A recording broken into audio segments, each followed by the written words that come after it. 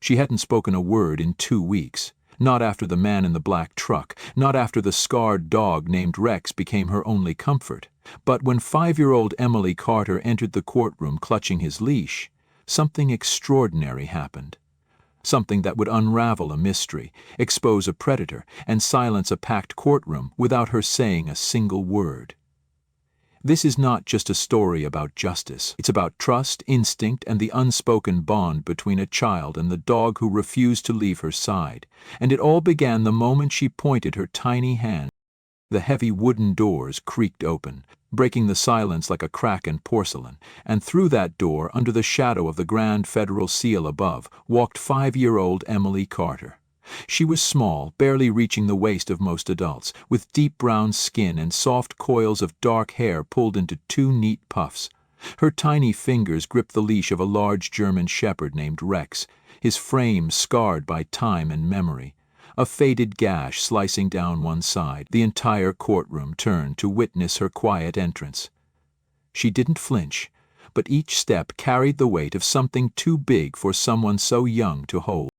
Judge Mark Sullivan leaned forward slightly from the bench. He was a veteran of Virginia's legal system, firm but fair and usually unreadable, but not today. His brows tightened as he studied the child. Everyone in that courtroom knew what was at stake. Emily was the only known witness to an attempted kidnapping that had gone terrifyingly wrong.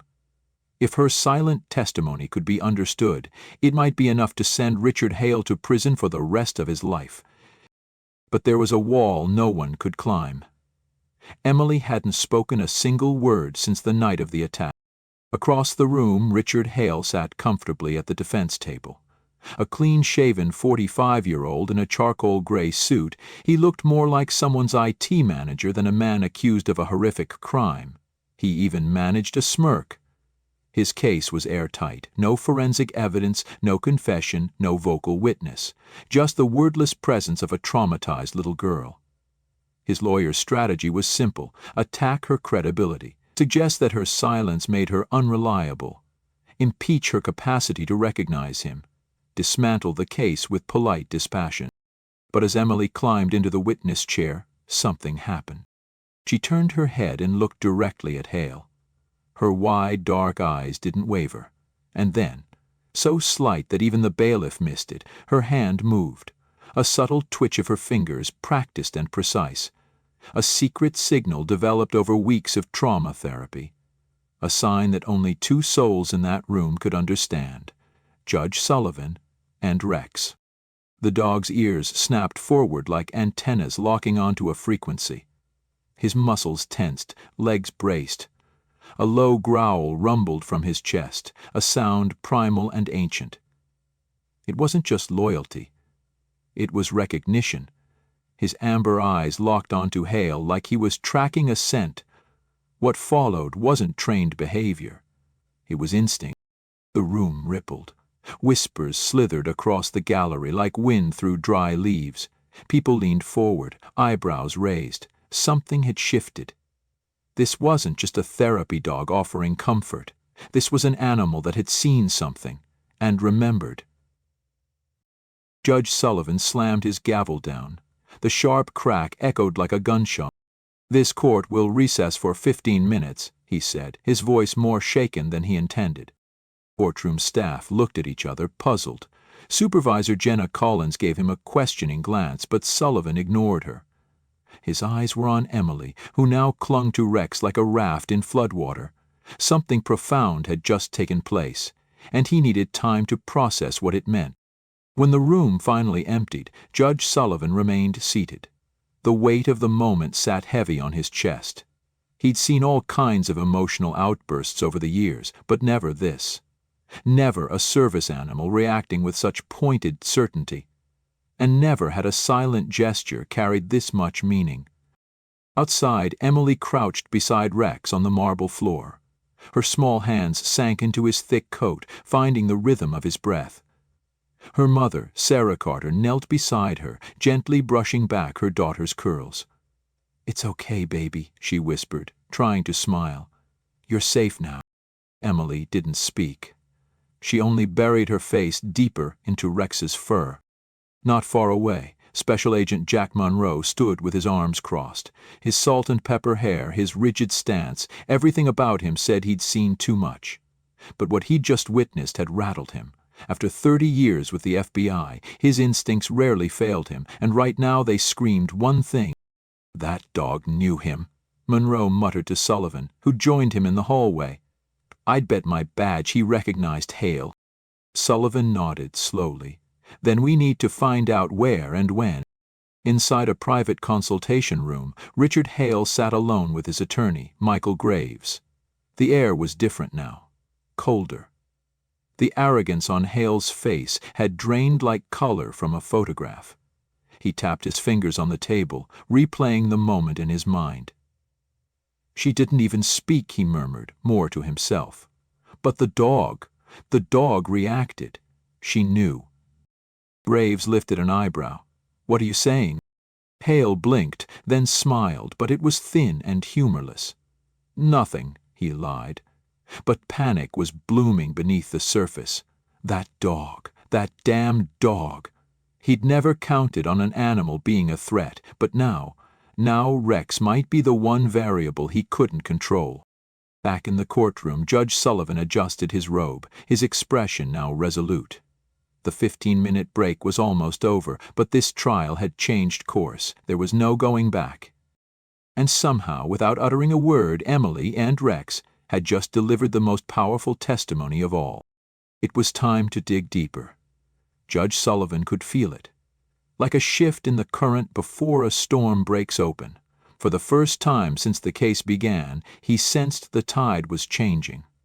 But to understand how they got here, they'd need to go back to where it all started, before the silence, before the terror stole her voice. Before that spring afternoon shattered her world, Emily Carter was joy in motion. Just 5 years old, she was the kind of child who filled a room before she even walked into it. Her laughter, bright and bold, often beat her to the doorway. She spun stories like silk, creating kingdoms of stuffed animals and fairy godmothers, and begged her mother every night to read those tales using different voices for every character. Her big, curious eyes shimmered with mischief and wonder. Fear? That was something she didn't yet know, until everything changed in a single blink. It had been a perfect day. The air carried the soft scent of blooming gardenias, and golden sunlight poured through the backyard like melted butter. From the kitchen window, Sarah Carter smiled as she watched her daughter twirl across the grass in a pink dress, the hem flaring like a ballerina's skirt. Her husband, David, would be home in a few hours. She debated whether to start dinner or wait. Nothing felt unusual. Nothing felt wrong. At 3:42 p.m., her phone rang. A quick call from her sister in Atlanta. Sarah stepped inside, thinking she'd be back out in moments. The call lasted 4 minutes. When she returned to the yard, something was wrong. The gate stood ajar. A sudden chill swept through her bones. And then she saw them. Emily, frozen in place, and a black pickup truck idling near the sidewalk. Its passenger door hung open. A man knelt beside her daughter, smiling, speaking in a gentle tone that made Sarah's blood run cold. "I've got a puppy in the car," he said softly. "Special ones. They need a little girl to love them. Want to see?" The world around Sarah collapsed into a tunnel. Her instincts screamed before her brain could catch up. She shouted her daughter's name. "Emily." The man's expression changed. His friendly facade twisted into something darker, sharper, like a mask pulled aside. In one swift motion, he grabbed Emily's arm, but the girl didn't scream. She didn't move. She just stared at him with wide, unblinking eyes, frozen like prey in a lion's shadow. Across the street, Martha Jenkins, an elderly retired nurse, was walking her terrier. Her voice pierced the tension like a blade. "You have to get away from that child." The man hesitated. Just long enough. Emily yanked her arm free and ran. Sarah swept her up before the tires screeched and the truck peeled away, leaving a black streak on the road and a scar in their lives that wouldn't fade. Sarah clutched Emily, her chest heaving, but the little girl didn't cry. She didn't speak. She just buried her face into her mother's neck, trembling. Police arrived within minutes. The FBI's Child Abduction Task Force took immediate control. Special Agent Jack Monroe, a man with graying temples and the hard eyes of someone who's seen too much darkness, took one look at the scene and felt the pit in his stomach tighten. He'd seen this before. Too many times. "It fits the profile," Monroe said grimly, flipping through a worn notebook where he'd tracked 4 other disappearances in the last 18 months, all near the children's homes, all approached with the promise of puppies. Agent Lisa Grant knelt beside Emily, her voice soft and warm like a blanket. "Sweetheart," she said gently, "do you remember what the man looked like?" Sarah stroked Emily's hair, her voice trembling. "It's okay now, baby. You're safe. You can tell the nice agent." But Emily said nothing. No nod, no shake. Her voice had vanished, like it had been turned off. "She hasn't said a word since," Sarah whispered, grief creeping into her voice like a shadow. "Selective mutism," Grant murmured, exchanging a glance with Monroe. "It's trauma." Monroe let out a quiet sigh. The case was slipping. No name, no solid description, just a black truck. A detail so common, it might as well have been smoke. Until Martha Jenkins stepped forward. "I got part of the license plate," she said firmly. "The first 3 letters, KZL. That moment lit a match in Monroe's mind. But as investigators chased that lead, Sarah was left grappling with a new kind of grief. Her daughter, once electric with life, had dimmed. Emily stopped talking. Then she stopped playing, then drawing. The girl who once filled rooms with imagination now shrank away from windows, panicked at the sound of cars outside. She barely slept, and when she did, she thrashed through nightmares she couldn't name, her body reacting to invisible horrors but never a scream, only strangled gasps that jolted Sarah and David awake in the middle of the night. They tried everything. Bedtime stories, her favorite meals, the soft rabbit she used to carry everywhere. Nothing reached her. One night, with dark circles under her eyes and defeat clouding her voice, Sarah sat across from David at the kitchen table. "The therapist recommended a support animal," she said softly. Barry rubbed his tired face and nodded. "Yeah," he murmured, eyes glassy with hope he barely had the strength to feel anymore. "Maybe that's what she needs. Maybe that'll help her come back to us." And so began the path to Rex, the scarred German shepherd who, one day, would walk into a courtroom not just as a therapy dog, but as the catalyst that turned the tide of justice. "I don't know," Sarah admitted quietly, "but I'm willing to try anything." She couldn't have known then, none of them could, that this one small decision would change everything. Because when Emily lost her voice, she didn't lose her ability to be heard. Someone still understood her in the silence. And that someone was Rex. The sharp scent of antiseptic filled the air inside Dr. Laura Bennett's Animal Rehabilitation Center. It mingled with the faint smell of damp fur and feathers, a quiet, sterile place filled with second chances. Only the soft ticking of a clock and the occasional scratch of claws on brick disturbed the hush. Near the window, sprawled across a thick orthopedic bed, lay a weathered German shepherd. His dark eyes, sharp as ever, tracked every movement in the room. This was Rex. Once a decorated canine officer with the Richmond Police Department, Rex had been known for his precision, loyalty, and instincts that saved more than a few lives. But the jagged scar that carved its way down his right flank told the story of the night everything changed. 3 years earlier, during a midnight raid to rescue a kidnapped toddler, Rex had charged an armed suspect without hesitation. The man struck back, slashing deep with a hunting knife. Rex subdued the suspect even as blood soaked through his coat, refusing to let go until backup arrived. But the injury left lasting damage. His mobility suffered, and with city budgets tight, the department made a gut-wrenching decision. Rex was retired and scheduled for euthanasia. But Dr. Laura Bennett refused to let that be his ending. A specialist in animal-assisted therapy for trauma survivors, Laura had seen what others missed, the strength behind the scar.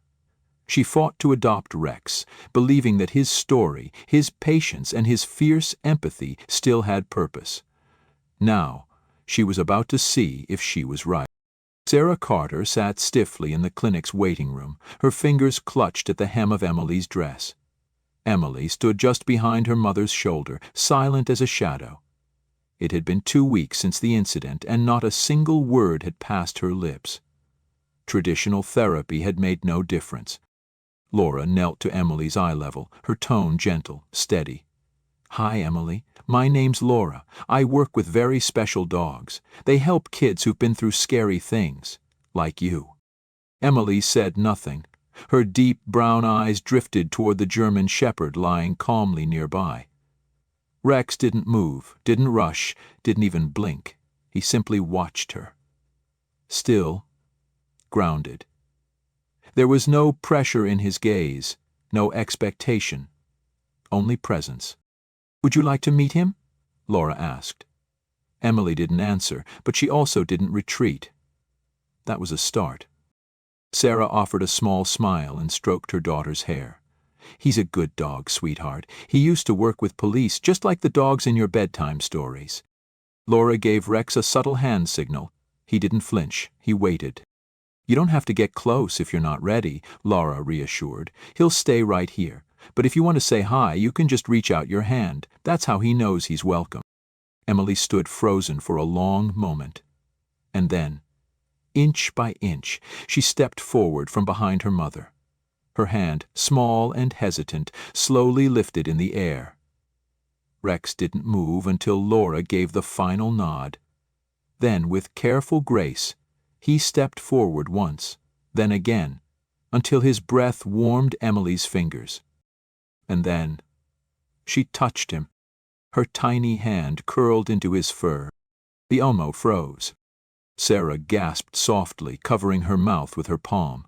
It was the first time Emily had reached for anything or anyone since the day that man tried to take her.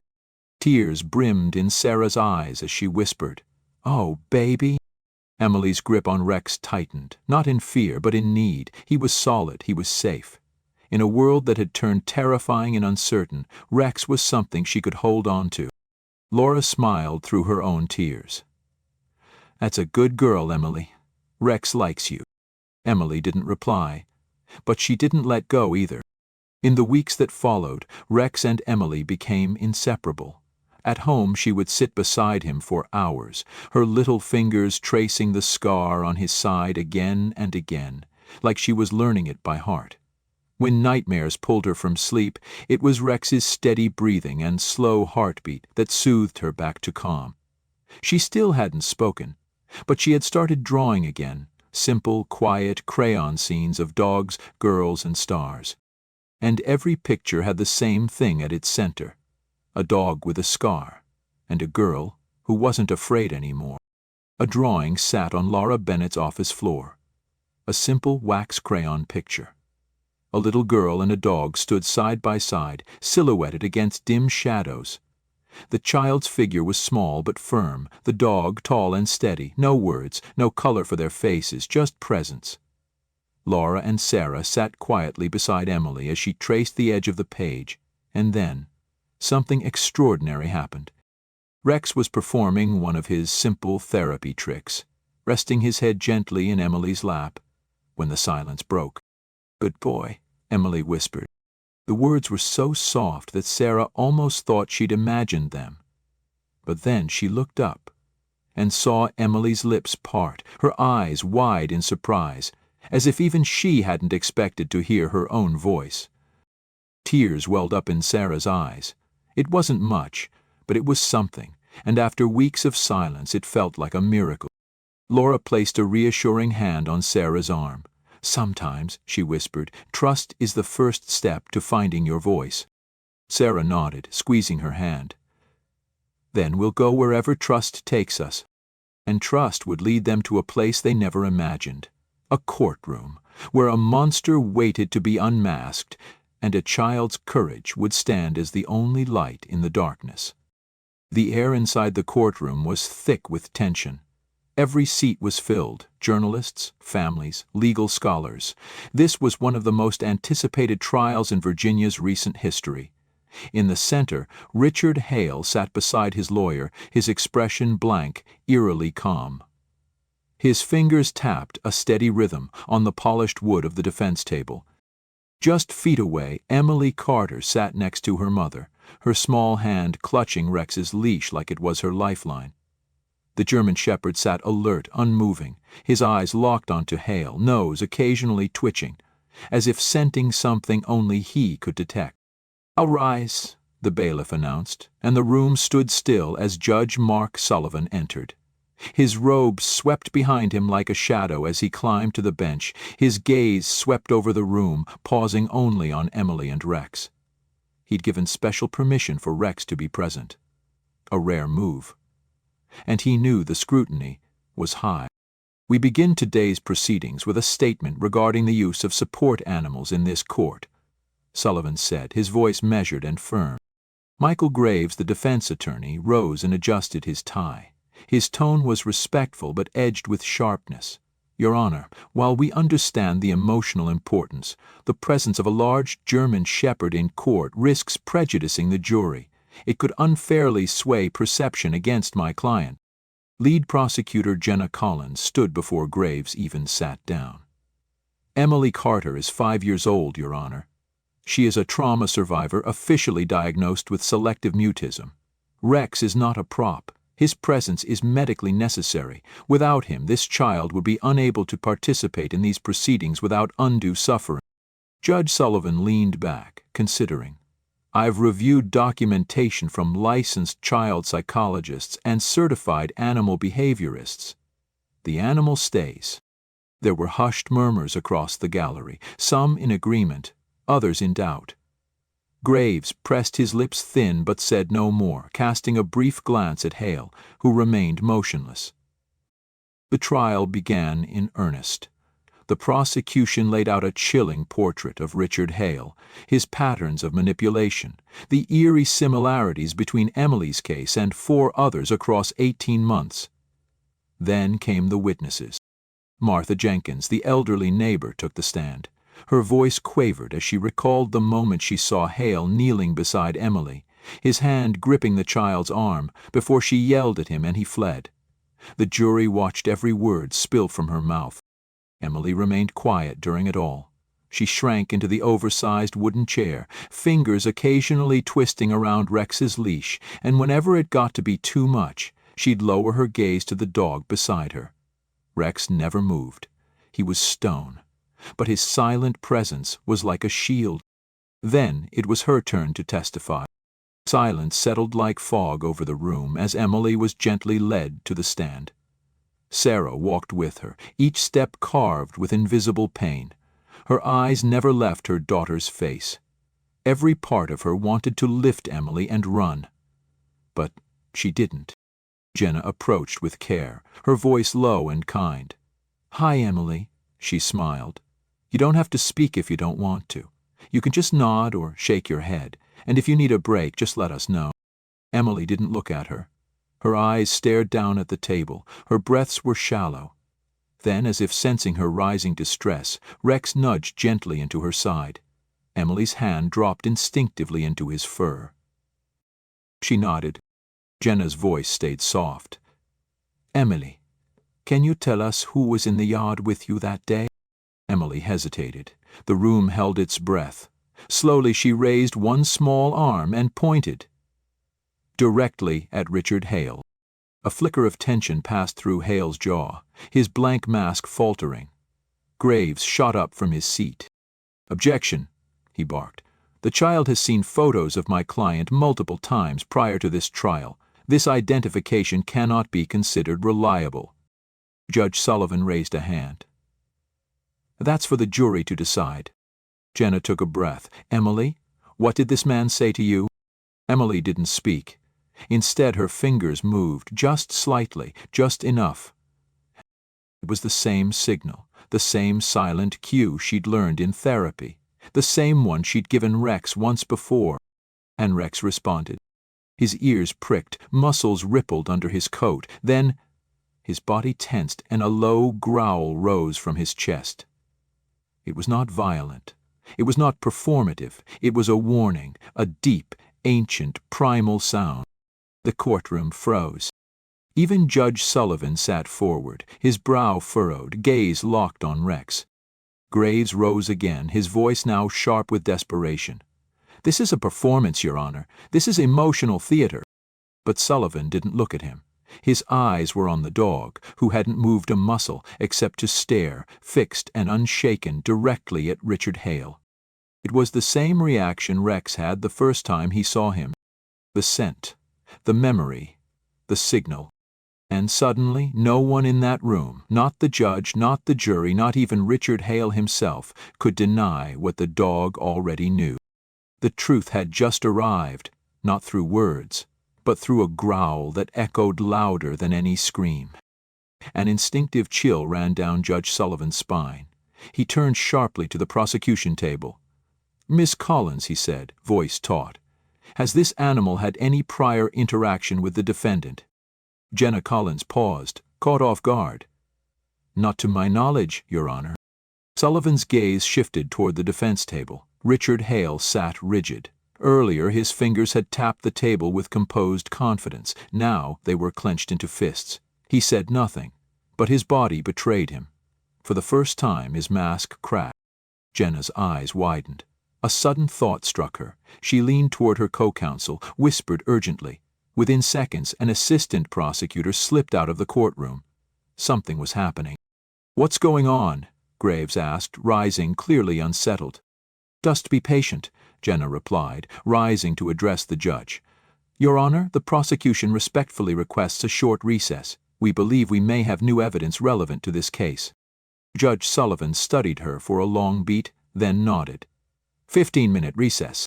As people shuffled out, the air buzzed with speculation. Could Rex have recognized Hale from a past encounter? And if so, where? Sullivan knew if that question had an answer, it would change everything. Until now, the case had teetered on Emily's fragile silence. New leads tied Hale to multiple disappearances, but without direct testimony the outcome was uncertain.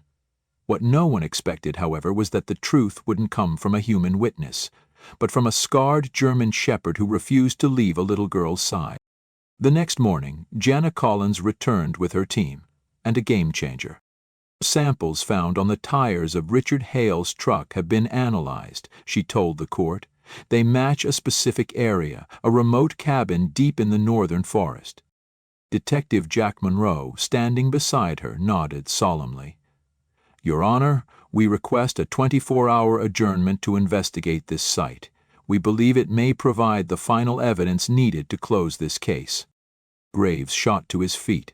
"Your Honor, this is a delay tactic. My client has already undergone extensive interrogation. There's no proof tying him to this so-called cabin. Soil is circumstantial at best." Judge Sullivan's eyes narrowed. "Motion granted. Court is adjourned until tomorrow." Outside, the team mobilized. Monroe led the charge, with Rex by his side. Emily's loyal companion would now become a search dog again, this time not just to comfort but to expose. His instincts had proven sharper than any piece of tech, and Monroe trusted those instincts with his life. They reached the cabin by early afternoon. The place was buried deep among whispering pine trees, the kind of location people forgot existed. Dust coated the porch. Yet faint footprints led to the back door. Rex was the first to respond. His ears stiffened, his body tensed, tail up, nose twitching with feral energy. A deep guttural growl rumbled from his throat. "This place isn't right," Monroe muttered. "Rex knows. Something's here." Weapons drawn, the team entered cautiously. Inside was sparse, a wooden table, a cot, rotting food containers in the corner. But then Monroe saw it. A seam in the floorboards that didn't belong. Kneeling down, he tapped. Hollow. There's something underneath.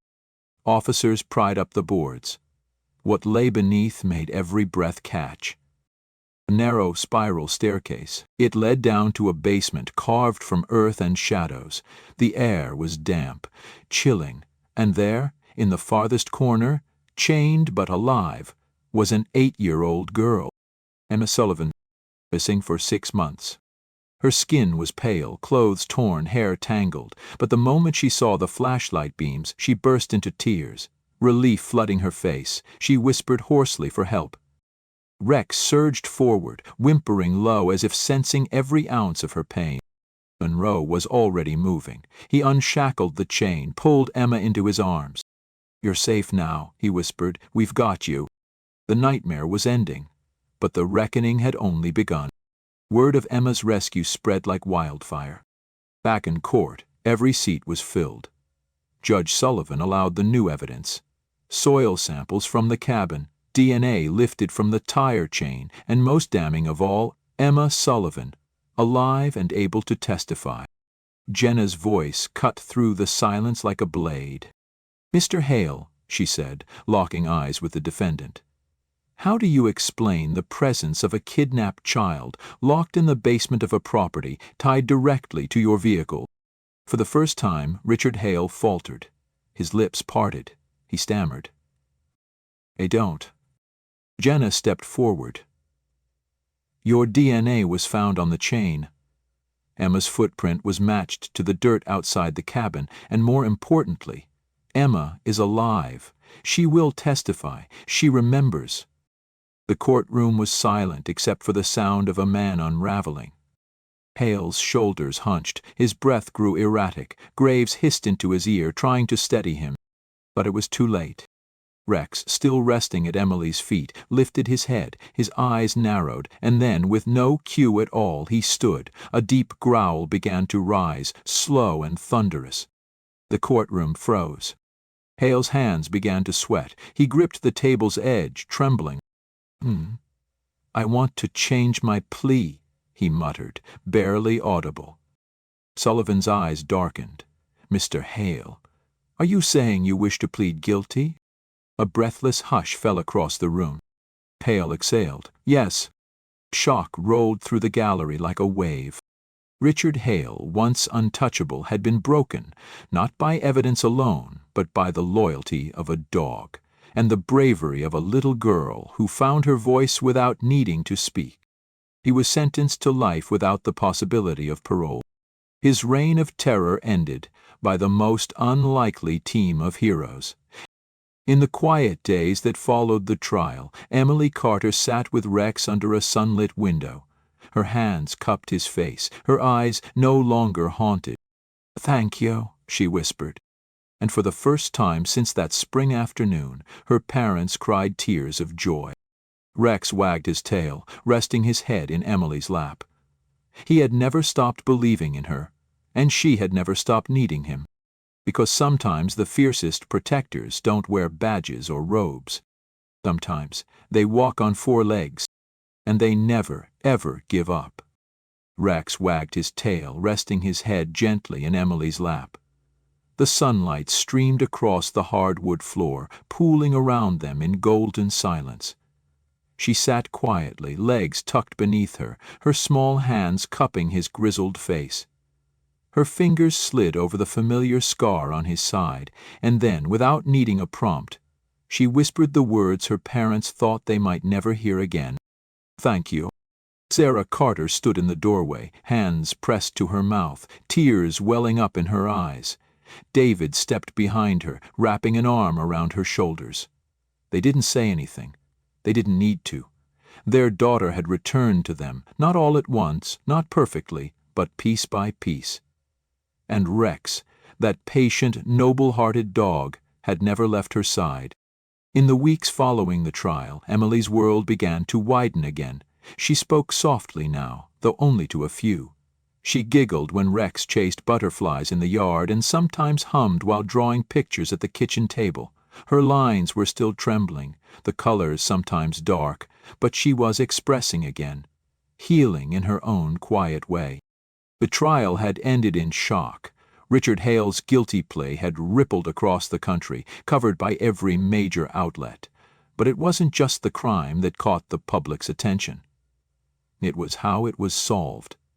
A 5-year-old girl and her therapy dog had done what no forensic expert or prosecutor could. They had reminded the world of something we too often forget. Sometimes the truth doesn't need to be shouted. Sometimes it arrives in silence and in loyalty. A month later, in a small but crowded City Hall ceremony, the mayor of Richmond presented Rex with the Medal of Bravery. Children stood outside waving paper paw prints. Teachers from Emily's school brought handmade banners. And there, in the front row, sat Emily, dressed in a pale yellow dress, with Rex's head resting on her lap as usual. Sarah was invited to speak. She stepped hesitantly onto the stage, took the microphone in trembling fingers, and searched the crowd with tearful eyes. "We were told our daughter might never speak again," she said, "that the trauma she endured might silence her for years. But healing came in the form of a dog who didn't need her to explain anything. Rex simply listened. He understood her in ways we couldn't, in ways no one else could. And because of him, Emily found a way back to herself." The crowd stood in thunderous applause. But it wasn't just for Sarah. It was for the quiet triumphs, the small victories, the belief that love, in any form, could still pierce the darkest silence. Emily's story went on to inspire changes in how trauma survivors were supported in courtrooms. Across the country, states began reviewing the use of therapy dogs in legal testimony. Legislators referenced the Carter case. Mental health advocates called it a breakthrough in survivor-centered justice. But for the Carter family, the most important change happened within the walls of their own home. They established the Rex Trust, a nonprofit program designed to train retired police dogs to serve as therapeutic companions for children dealing with PTSD and selective mutism. They partnered with Dr. Laura Bennett, who had once saved Rex from being euthanized, and with her help began creating safe spaces for healing. Spaces that didn't always require words. Rex, of course, became the symbol of the entire movement. He spent his days napping in warm patches of sun, trotting beside Emily during after-school walks, and visiting therapy centers where he offered his presence to other children, just as he had done for her. Sometimes, when Emily couldn't sleep, she would climb out of bed, curl up next to Rex on the floor, and lay her head against his side. She said she liked hearing his heartbeat. "It reminds me," she once told her mother, "that I'm not alone." Time passed gently. Rex aged. His muzzle turned silver. His walk slowed. But he never let Emily out of his sight. On the morning of his final day, the sky was soft and overcast. Emily sat beside him under the oak tree in their backyard, the same spot where everything had changed. She rested her forehead against his, whispered something only he could hear, and kissed the scar on his side. He closed his eyes peacefully, his duty complete. They buried him in the yard beneath the tree, where sunlight always broke through the branches first in the morning. Emily painted a stone marker with her own hands. On it she wrote, "My best friend. My voice when I had none." The world will remember Richard Hale as a predator unmasked, a man whose darkness spanned years and left ripples of pain across countless families. But the story that matters more is the one of a girl who rose from silence and a dog who never stopped believing in her. Emily's journey was never about revenge. It was about restoration. It was about finding a path forward, not through force, but through faith, faith in the quiet kind of strength, in the invisible bonds between creatures, in the healing power of trust. Rex didn't need her to speak, he needed only her presence, and in return he gave her the courage to speak not only with her mouth, but with her spirit. The lessons they left behind continue to ripple outward. That courage doesn't always roar. Sometimes it's the whisper of, "I'm ready."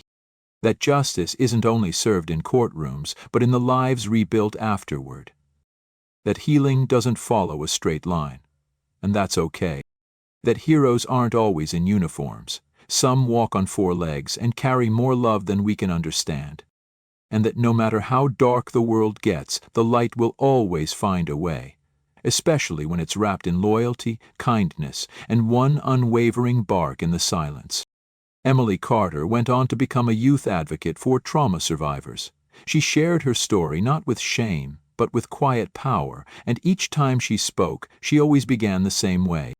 I used to be afraid of the dark, but I met someone who wasn't. He sat beside me, he listened, and eventually, I found my light again. And somewhere, deep in the memory of every child who has ever felt unseen, that light keeps glowing. Because the world can be cruel, but it can also be kind. And sometimes the ones who show us the way back have pause,